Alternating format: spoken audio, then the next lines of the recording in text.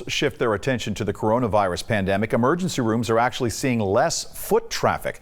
23 ABC's Daniela Garrido joining us live, talking about what a local doctor told her as the reason why. Daniela?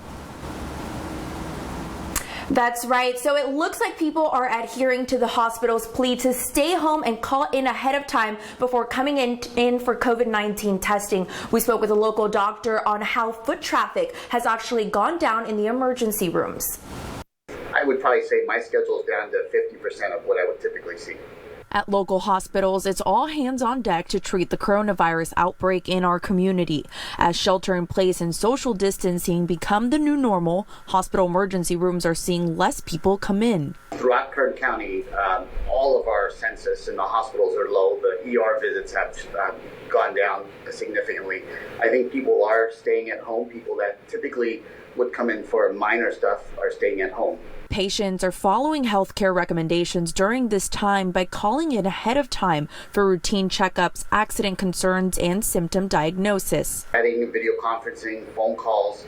So people that would come in routinely, for example, if they had diabetes, we have them come in every so often. We go over their blood work. Now we're doing that on the phone or via FaceTime or any other telehealth modality. The drop in foot traffic has allowed doctors and nurses to focus on the COVID-19 patients, as well as keep everyone in the facility safe from COVID-19 exposure. In general, the number of patients in the hospital is lower, so we now have a lot of beds available. The number of patients that come through the ER is lower as well. So, the ER docs have more time to spend with these patients.